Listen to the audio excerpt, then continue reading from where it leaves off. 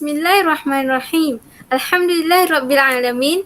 Wassalatu wassalamu ala ashrafil anbiya wal mursalin wa ala alihi wa sahbihi ajma'in. Assalamualaikum warahmatullahi wabarakatuh. Salam ukhuwah dan salam kasih sayang. Hadirin dan hadirat sekalian, bersyukur kita ke hadrat ilahi kerana dengan izin serta limpah kurnianya dapat kita bertemu lagi dalam gelanggang forum pada hari ini bersama saya, Nur Alia Rozana binti Muhammad Zudi selaku moderator pada hari ini. Hadirin yang dirahmati Allah sekalian, sebelum saya memperkenalkan ahli-ahli panel kita, izinkan saya untuk menyentuh sedikit mengenai isu berkaitan keluarga. Kita sedia maklum bahawa keluarga merupakan komponen penting dalam proses pembentukan masyarakat dan seterusnya negara. Islam memandang keluarga sebagai sebuah institusi pencorak masyarakat yang bakal dibina. Ini kerana kestabilan institusi kekeluargaan adalah satu keperluan pada zaman sekarang kerana ia bukan sahaja mengukuhkan masyarakat untuk membina bangsa tapi membentuk individu yang akan memimpin kebangkitan sebuah peradaban. Institusi kekeluargaan yang tidak stabil akan memberikan kesan negatif terutama sekali kepada kanak-kanak yang akan mula terjebak dalam gejala-gejala sosial. Jika tidak dibendung, hal ini akan menyebabkan masyarakat dibanjiri dengan individu yang membawa kepada kejatuhan tamadun. Dalam Islam, tanggungjawab kepimpinan keluarga pada asasnya terletak pada kaum lelaki. Walau bagaimanapun, dalam memastikan kejayaan institusi kekeluargaan ini, kedua-dua belah pihak iaitu ibu dan bapa perlu bersama-sama berganding bahu untuk memainkan peranan yang sama pentingnya. Bapa menurut Islam merupakan ketua yang memimpin keluarga yang menjadi contoh kepada isteri dan anak-anak. Kajian telah membuktikan bahawa personaliti bapa dapat memberikan kesan positif kepada perkembangan anak-anak. Kewibawaan dan keteladanan ibu bapa dalam keluarga merupakan penentu dalam pembentukan nilai-nilai agama, moral, sosial dan disiplin diri anak-anak. Ikatan dan kawalan keibubapaan juga dapat membentuk personaliti yang baik dalam kalangan anak-anak serta konsep kendirian jitu. Islam telah menggariskan kepentingan memelihara diri dan keluarga daripada kerosakan yang sejajar dengan firman Allah, maksudnya, wahai orang-orang yang beriman, peliharalah dirimu dan keluargamu dari api neraka yang bahan bakarnya adalah manusia dan batu, penjaganya malaikat-malaikat yang kasar dan keras, yang tidak derhaka kepada Allah terhadap apa yang diperintahkan kepada mereka dan selalu mengerjakan apa yang diperintahkan. Surah Tahrim ayat 6. Berdasarkan ayat ini dapat difahami sebagai bentuk perintah kepada ketua keluarga untuk menjaga diri dan keluarganya dari api neraka. Pengaplikasian ayat tersebut dalam kehidupan seharian boleh dilaksanakan dengan menjalankan ketaatan atas aturan agama dan menjaga keluarga dengan memerintahkan mereka untuk memperbanyakkan amal ibadah agar diselamatkan dari api neraka. Saya yakin bahawa ramai dari kalangan kita sudah arif mengenai perkara ini dan tidak perlu lagi untuk dibahaskan. Namun, kehidupan manusia pada hari ini malangnya semakin jauh daripada nilai-nilai moral yang terkandung dalam Al-Quran. Fenomena ini sungguh berbeza jika nak dibandingkan dengan zaman Rasulullah SAW dahulu. Nilai moral yang ada pada hari ini agak berubah dan menyimpang dengan ajaran sebenar. Saban hari, bilangan anak-anak Melayu yang terlibat dalam perkara-perkara yang tidak bermoral dilihat semakin membimbangkan. Hal ini kerana anak-anak inilah yang bakal menjadi pemimpin di masa hadapan. Permasalahan sosial kini telah menjadi suatu isu yang sangat serius dalam negara. Satu kenyataan telah dikeluarkan oleh Setiausaha Parlimen Kementerian Pembangunan Wanita, Keluarga dan Masyarakat yang menyatakan bahawa dalam ramai-ramai penghuni di Pusat Pemulihan Akhlak, jumlah anak-anak Melayu lah yang paling ramai di antara mereka. Dari Utusan Malaysia yang bertarikh 21 April 2004. Sebagai bangsa Melayu yang beragama Islam, apakah perasaan kita apabila kita mengetahui hal seperti ini? Adakah Islam yang kita fahami sebagai agama penyelamat yang bersifat holistik, iaitu menyeluruh, yang juga merupakan panduan hidup kita, tidak mampu membendung perkara-perkara tersebut? Ataupun mungkinkah hal ini ada kaitannya dengan institusi kekeluargaan itu sendiri? Dalam erti kata lain, adakah ibu bapa yang telah gagal dalam melaksanakan tanggungjawab mereka seperti yang dituntut dalam Islam dengan sebaik mungkin? Perkara pertama yang dikira paling penting untuk diberi perhatian sewajarnya ialah institusi kekeluargaan itu sendiri. Sebagai bangsa Melayu yang sering disinonimkan dengan Islam, kita harus sentiasa mengingati bahawa tonggak atau kekuatan bangsa Melayu terletak pada agama Islam itu sendiri. Risalah Islam yang didatangkan melalui perutusan Rasulullah SAW merupakan satu garis panduan lengkap untuk menjalani sebuah kehidupan. Justru, masalah ini perlu dilihat dalam skop yang lebih besar jika ianya ingin diselesaikan bersesuaian dengan tajuk forum kita pada kali ini, iaitu kesan positif pembentukan kekeluargaan dalam sistem sosial Islam. Semoga forum ini dapat dijadikan sebagai kunci utama yang mampu membuka pintu-pintu kecemerlangan pendidikan anak-anak yang bermula dari kekeluargaan itu sendiri. Sebelum mengupas tajuk ini dengan lebih mendalam, terlebih dahulu, mari kita berkenalan dengan dua orang ahli panel kita pada hari ini yang sememangnya hebat-hebat belaka. Saya perkenalkan ahli panel pertama kita, iaitu Saudari Aisyah binti Ahmad Rashid. Apa khabar, saudari?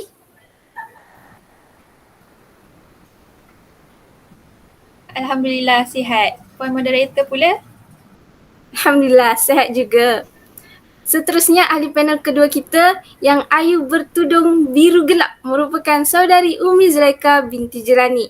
Selamat datang, saudari.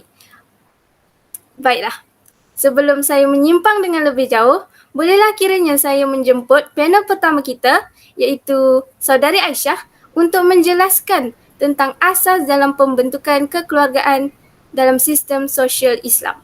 Silakan. Terima kasih kepada Puan moderator. Jadi kemajuan mungkin boleh ditafsirkan menurut tujuan tertentu yang hendak dicapai oleh manusia. Selagi pergerakan itu ke arah hadapan dan bukan ke belakang, semakin dekatlah dengan tujuan matlamat kemajuan. Begitu juga dengan berhenti memberi peluang kepada orang lain untuk mendahului kita, sedangkan kita yang masih berada di tempat yang sama. Secara dasarnya, setiap manusia itu hidup dan bergerak serta gerakan itulah yang menjadi tanda bagi satu kehidupan. Dari sini pula timbul satu persoalan. Apakah matlamat atau objektif yang manusia perlu capai dalam kehidupan mereka akan menepati kemajuan yang disasarkan oleh Islam? Islam dengan jelas menjadikan hidup manusia di atas muka bumi ini dengan tujuan utamanya untuk beribadah kepada Allah. Dalam konteks kekeluargaan, sama ada ibu atau bapa, haruslah memahami tujuan asalnya iaitu untuk melaksanakan ibadah kepada Allah. Sebagaimana firman Allah dalam surah Adz-Dzariyat ayat 56 yang berbunyi, وَمَا خَلَقْتُ الْجِنَّ وَالْإِنسَ إِلَّا لِيَعْبُدُونَ, yang bermaksud, dan aku tidak menciptakan jin dan manusia melainkan untuk mereka menyembahku. Jadi secara ringkasnya, apa yang dimaksudkan dengan beribadah kepada Allah mengikut Ibnu Taimiyah mencakupi setiap perkara yang dicintai dan diredai Allah sama ada percakapan atau perbuatan. Tujuan yang kedua pula ialah untuk menjadi khalifah Allah bagi tujuan mentadbir dan memakmurkan muka bumi ini. Selain berperanan sebagai hamba Allah, pada masa yang sama juga manusia merupakan khalifah dan pentadbir di muka bumi ini. Tugas ini hanya dikhususkan kepada Nabi Adam dan zuriatnya. Tugas sebagai pentadbir ini pernah diminta oleh malaikat, tetapi Allah Maha mengetahui segala-galanya, jadi Allah menyerahkan tugas khalifah kepada manusia.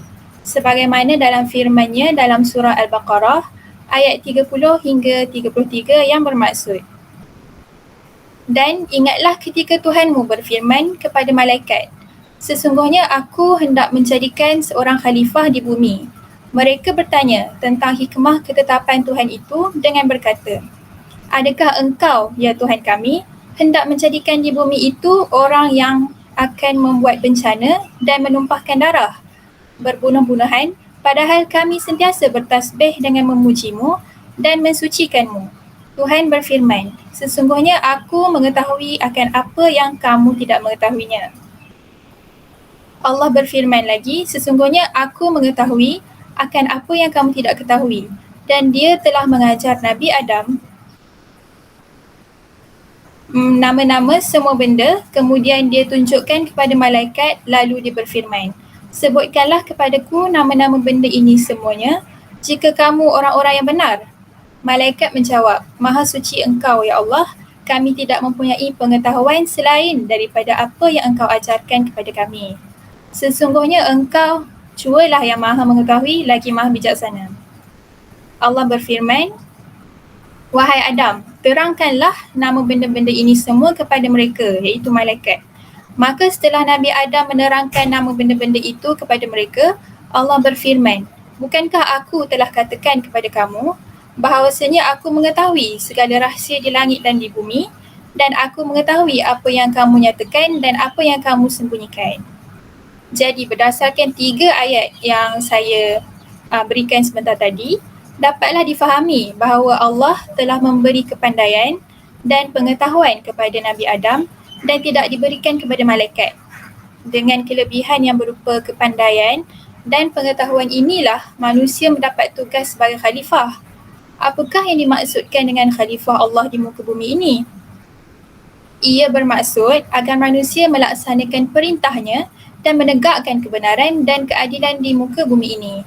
Sebagaimana dalam firman Allah kepada Nabi Daud yang bermaksud, wahai Daud, sesungguhnya kami telah menjadikan khalifah di muka bumi, maka jalankanlah hukum di antara manusia dengan benar, dan janganlah kamu mengikut hawa nafsu, kerana ia akan menyesatkan kamu dari jalan Allah. Surah Sad ayat 26. Jadi, setiap orang adalah pemimpin dalam lingkungan tertentu. Dalam institusi keluarga, contohnya, suami ataupun bapa merupakan pemimpin tertinggi yang diberikan tanggungjawab oleh Allah untuk mentadbir rumah tangga di samping menegakkan kebenaran dan keadilan dalam batas kekuasaannya. Apa yang dimaksudkan dengan kebenaran ialah apa jua perintah Allah terhadap memastikan pengurusan rumah tangga berjalan di atas landasan menuju Allah. Justru itu, sebagai khalifah Allah, seorang bapa dan ibu seharusnya bekerja keras dengan bersungguh-sungguh untuk menyerap kesempurnaan sifat-sifat ilahiyah dan rabbaniyah yang tinggi dan menjadikan sifat-sifat terpuji itu sebagai petunjuk yang harus diikuti oleh setiap ahli keluarga. Dengan erti kata lain, tugas hakiki sebagai pentadbir rumah tangga ialah memakmurkan institusi keluarga atau dalam konteks yang lebih luas, ialah memakmurkan bumi. Firman Allah Subhanahu Wa Taala dalam surah Hud ayat 61 yang bermaksud,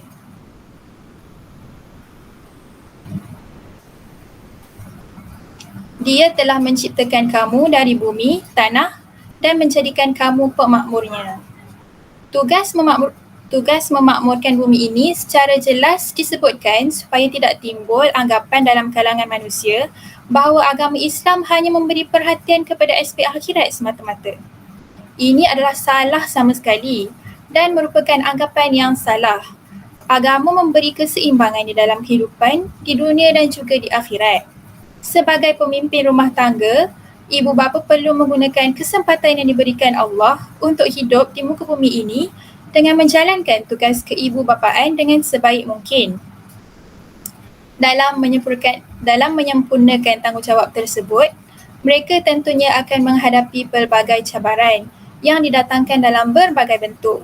Untuk menghadapi cubaan inilah, sebagai hamba Allah, kita dikehendaki menuntut dan menguasai ilmu pengetahuan.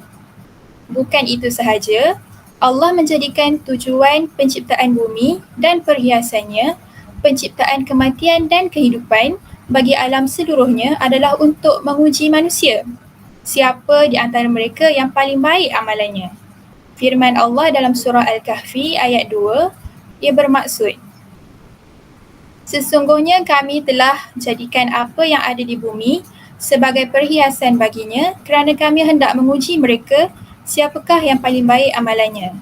Firman-Nya lagi dalam surah Al-Mulk ayat 2 yang berbunyi, yang menjadikan kematian dan kehidupan untuk menguji kamu, siapakah di antara kamu yang lebih baik amalannya? Berdasarkan firman Allah tersebut, dapatlah difahamkan bahawa cubaan dari segi kedudukan ini bukanlah bertujuan untuk menonjolkan siapa yang baik amalannya berbanding dengan yang jahat amalannya. Tetapi matlamat utama ialah untuk menonjolkan siapa yang melakukan amalan yang lebih baik, lebih mantap dan lebih bagus daripada orang lain. Satu persaingan tentang apa yang lebih baik bukanlah pada yang sekadar baik. Justeru, dalam dunia hari ini yang terlalu mencabar kewibawaan diri sebagai Muslim, kita perlulah menggunakan kesempatan yang dianugerahkan Allah dengan sebaik mungkin agar dapat menjadi ibu bapa atau pemimpin keluarga yang berjaya, yang bermatlamat dan yang selayaknya menjadi khalifah di muka bumi ini. Sekian daripada saya. Terima kasih. Wallahualam. Terima kasih Saudari Aisyah atas penerangan yang sangat jelas tentang asas pembentukan institusi kekeluargaan menurut Islam. Dengan ini, dapat dirumuskan bahawa tujuan utama penciptaan manusia ialah untuk saling melengkapi antara satu sama lain. Ibadah kepada Allah adalah salah satu daripada tugas khalifah, yang mana memakmurkan bumi juga merupakan ibadah. Justru itu, mukmin yang berjaya dalam konteks kekeluargaan boleh dikategorikan sebagai seorang bapa atau seorang ibu yang telah berjaya mengumpulkan kedua-dua tanggungjawab mereka secara seimbang dan sempurna. Dilihat dari sudut lain, kerapuhan institusi keluarga juga dikesan bukan hanya berpunca daripada masalah sosial sahaja, malah turut dipengaruhi oleh faktor lain seperti pengabaian tanggungjawab oleh ibu bapa. Peningkatan masalah sosial menunjukkan bahawa masyarakat tidak bahagia. Justeru, ibarat sudah terang lagi bersuluh, transformasi dalam kehidupan berkeluarga perlu digerakkan dan direalisasikan mengikut syariat Islam. Jika tidak, maka pincanglah tujuan asal perkahwinan menurut Islam yang bertujuan untuk memelihara keturunan manusia sejagat dengan mewujudkan nilai kasih sayang sesama insan. Firman Allah Subhanahu Wa Taala yang bermaksud, dan di antara tanda-tanda yang membuktikan kekuasaan dan rahmatnya bahawa ia menciptakan untuk kamu, wahai kaum lelaki, isteri-isteri dari jenis kamu sendiri, supaya kamu bersenang hati dan hidup mesra dengannya, dan dijadikan di antara kamu, suami isteri, perasaan kasih sayang dan belas kasihan. Sesungguhnya yang demikian itu mengandungi keterangan yang menimbulkan kesedaran bagi orang-orang yang berfikir. Surah Al-Rum ayat 21. Sesungguhnya penggunaan undang-undang semata-mata tidak mampu untuk mencegah gejala sosial yang terdapat pada hari ini. Dalam erti kata lain, institusi kekeluargaan yang bahagia juga perlu memainkan peranan dalam membendung perkara ini. Saudari Umi, apakah pendapat saudari tentang kesan positif pembentukan kekeluargaan dalam sistem sosial Islam? Silakan. Terima kasih atas soalan yang diajukan tersebut. Agak mencabar sedikit untuk dijawab sebenarnya, tapi insya-Allah saya akan cuba sebaik mungkin.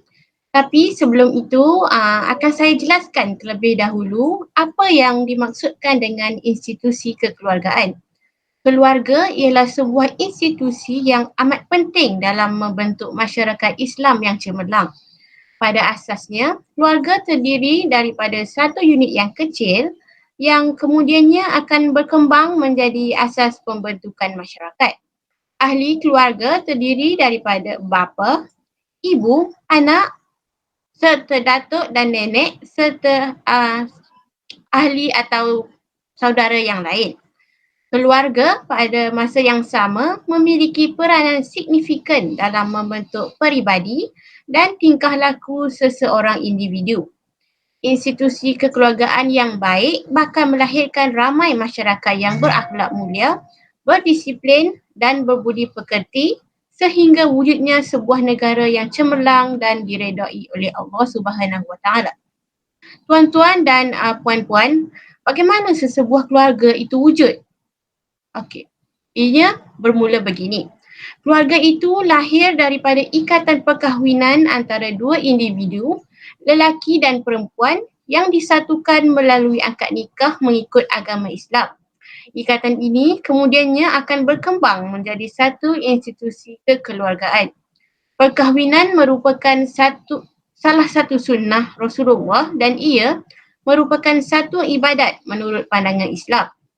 Perkahwinan diterima sebagai ibadah dalam Islam kerana beberapa sebab ini. Yang pertama, untuk memberi sumbangan kepada agama, pembangunan negara serta masyarakat. Yang kedua, untuk melaksanakan perintah Allah sebagai khalifah di muka bumi. Dan yang ketiga, untuk menunaikan amanah Allah iaitu dengan mendidik anak-anak.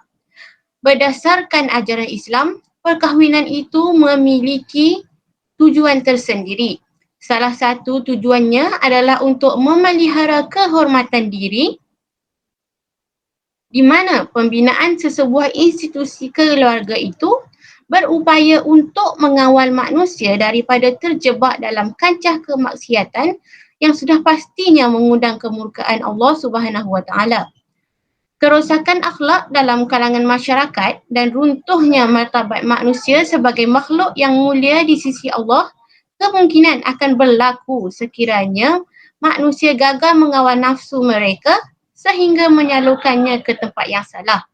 Oleh itu, tuan-tuan dan puan-puan, perkahwinan adalah pilihan yang tepat dalam menyumbang kepada pembinaan institusi keluarga yang halal dengan nilai-nilai akhlak yang mulia. Hadirin sekalian, tahukah kita bahawa manusia ini tergolong dalam kalangan makhluk yang unik dan istimewa? Ini kerana kita mempunyai keperluan rohani dan jasmani. Manusia mampu menjaga kesihatan aspek jasmani melalui amalan makanan sihat dan seimbang. Tetapi manusia juga memerlukan kasih sayang, cinta dan perhatian bagi memenuhi keperluan rohani. Justru dengan adanya institusi keluarga, aspek rohani ini dapat diisi dengan kasih sayang antara suami isteri serta anak-anak. Seperti yang kita sedia maklum, pendidikan awal kanak-kanak bermula dari rumah dan ia menjadi dasar utama pendidikan sebelum anak-anak memasuki alam persekolahan. Jika pendidikan dasar ini tidak kukuh, pendidikan di sekolah juga kurang berkesan dan bermanfaat kepada anak-anak. Oleh itu, ibu bapa hendaklah memiliki ilmu pengetahuan bagi memberikan pendidikan meliputi pelbagai aspek kehidupan seperti pendidikan jiwa dan agama kepada anak-anak untuk memastikan mereka sentiasa berjaya menimba ilmu yang bermanfaat. Anak-anak diibaratkan sebagai kanvas putih yang suci dan bersih. Sebagai ibu bapa, menjadi tanggungjawab mereka untuk mencorakkan kanvas, menjadikannya satu hasil seni yang indah. Dalam erti kata di sini, ibu bapa memainkan peranan yang penting dalam membentuk peribadi anak-anak. Sekiranya baik didikan ibu bapa, maka baiklah peribadi anak-anak itu. Sebagai umat Islam, salah satu rujukan terbaik dalam mendidik anak-anak boleh dilihat melalui kaedah Luqman Al-Hakim mendidik anak-anak sebagaimana yang dijelaskan dalam surah Luqman ayat 12 hingga 19. Di dalamnya secara jelas menggambarkan nasihat seorang Luqman sebagai orang tua kepada anaknya agar beriman kepada Allah Subhanahu Wa Taala. Surah Luqman ayat 13. Dan ingatlah ketika Luqman berkata kepada anaknya, di waktu ia memberi nasihat kepadanya, "Hai anakku, janganlah kamu mempersekutukan Allah. Sesungguhnya mempersekutukan Allah adalah benar-benar kezaliman yang besar." Surah Luqman ayat 19. Dan sederhanalah kamu dalam berjalan dan lunakkanlah suaramu. Sesungguhnya seburuk-buruk suara ialah suara kegai. Tidak hanya itu, Luqman juga mengajarkan bahawa sebagai hamba, manusia harus sentiasa berbakti dan beramal makruf nahi mungkar di setiap jengkal kehidupan. Akhlak-akhlak yang terpuji lainnya yang diajarkan Luqman adalah tentang pentingnya sikap tawaduk, menjauhi sifat sombong dan bertutur kata yang baik. Sekian itu Saya sahaja. sangat bersetuju dengan apa yang telah dibahaskan oleh Saudari Umi. Menurut Islam, pendidikan anak adalah peranan hakiki ibu bapa yang boleh dimulakan dengan mengajar mereka tentang ilmu agama, termasuklah ilmu tauhid, Al-Quran, hadis, lalu diikuti dengan ilmu berbentuk keduniaan. Imam Al-Ghazali ada berpesan, anak-anak adalah amanah atas ibu bapa. Jika sudah terbiasa dengan perkara kebaikan, anak itu akan membesar dalam kebaikan dan biasa dengannya. Sebaliknya, jika dibesarkan dalam suasana yang tidak baik dan dipersiakan seperti haiwan, menderitalah dia dan binasa. Dosa juga akan ditimpakan ke atas orang yang dipertanggungjawabkan itu. Justru, asas pendidikan seharusnya diberikan keutamaan. Ini termasuk menanamkan akidah serta mengajar mereka, iaitu anak-anak, berkenaan syariat dalam agama untuk membina akhlak peribadi berteraskan akhlak Islam. Pembinaan karakter ketika anak masih kecil adalah amat penting kerana ia akan mempengaruhi peribadi mereka sepanjang proses pembesaran. Anak-anak mudah menyerap karakter ibu bapa dan terikut-ikut dengan kelakuan orang di sekelilingnya. Oleh itu, ibu bapa perlu menjadi qudwah hasanah, contoh yang terbaik kepada anak-anak supaya membesar sebagai insan berakhlak mulia. Jika anak dibesarkan tanpa pembinaan akhlak yang baik, mereka akan lebih mudah terpengaruh dengan perkara-perkara negatif kerana keadaan itu mirip dengan gaya hidup berkeluarga yang dilaluinya. Apakah pandangan Saudari Umi? Benar sekali Saudari Alia. Pembentukan institusi kekeluargaan merupakan perkara yang perlu diberi penekanan untuk membentuk akhlak setiap individu. Pembinaan institusi keluarga yang positif dan cemerlang membolehkan nilai-nilai kekeluargaan dipupuk dengan baik dalam kalangan ahli keluarga serta masyarakat. Di antara nilai-nilai kekeluargaan yang telah disebutkan di dalam Al-Quran ialah nilai iman, amanah, adalah syura, sabar, iffah, ta'awun wa takafur dan mawaddah wa rahmah. Nilai-nilai ini mempunyai peranan yang amat penting dalam pembentukan peribadi dan tingkah laku seorang manusia. Individu-individu di dalam sesebuah institusi kekeluargaan yang berpegang kepada nilai-nilai tersebut dan menerapkan di dalam diri serta mempraktikannya di dalam setiap aspek kehidupan dapat menjamin kebahagiaan dan ketenangan hidup berkeluarga. Perkara ini jelas dinyatakan berdasarkan hadis Rasulullah SAW di dalam pemilihan pasangan sebelum pernikahan. Sabda Rasulullah SAW, seorang wanita dinikahi kerana 4 perkara: hartanya, keturunannya, kecantikannya dan agamanya. Maka pilihlah kerana agamanya. Nescaya kamu akan beruntung. Riwayat Bukhari dan Muslim. Berdasarkan hadis tersebut, dapat difahami bahawa Islam telah memberi panduan yang jelas di dalam pembentukan sesebuah institusi kekeluargaan yang menekankan kepada nilai keagamaan dan keimanan berbanding nilai-nilai yang lain. Akan tetapi, nilai-nilai yang lain juga penting dalam membina sebuah institusi keluarga yang bahagia. Hakikatnya, kehidupan manusia itu dipenuhi dengan nilai-nilai yang dapat membentuk akhlak yang mulia. Ini membuktikan bahawa nilai-nilai berperanan penting dalam kehidupan manusia secara keseluruhannya. Tanpa nilai-nilai ini, kehidupan berkeluarga akan dipenuhi dengan pelbagai masalah. Seterusnya boleh membawa kepada perpecahan. Nilai-nilai kekeluargaan perlu dipupuk oleh setiap ahli di dalam sebuah keluarga dan setiap daripada mereka mempunyai peranan penting dalam memastikan kebahagiaan di dalam institusi kekeluargaan. Penerapan nilai-nilai murni di dalam institusi kekeluargaan merupakan peranan utama dalam mengekalkan keutuhan ikatan di antara individu di dalam sesebuah keluarga serta dalam kalangan masyarakat. Nilai-nilai tersebut perlu sentiasa diamalkan agar kebahagiaan dunia dan akhirat dikecapi. Sekian dari saya. Terima kasih Saudari Umi. Begitu hebat penjelasan yang telah diutarakan oleh panel kita sebentar tadi. Diharapkan ianya dapat dijadikan pegangan dan panduan oleh golongan ibu bapa di luar sana untuk menubuhkan institusi kekeluargaan yang berilmu dan beragama. InsyaAllah. Nampaknya masa amat menceburui kita. Terima kasih diucapkan kepada kedua-dua ahli panel kita kerana sudi hadir dan sudi berkongsi ilmu dalam forum perbincangan kita pada hari ini. Sebelum mengakhiri bicara forum kita pada hari ini, terimalah serangkap pantun yang berbunyi.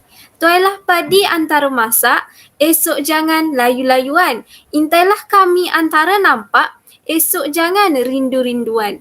Sekian sahaja untuk hari ini. Terkasar bahasa, tersilap bicara, mohon dimaafkan. Sesungguhnya yang baik itu datangnya daripada Yang Maha Pencipta dan yang kurang elok itu datangnya daripada kekhilafan diri kami sendiri. Wallahu a'lam. Saya akhiri forum kita pada hari ini dengan lafaz wabillahi taufiq wal hidayah. Wassalamualaikum warahmatullahi wabarakatuh.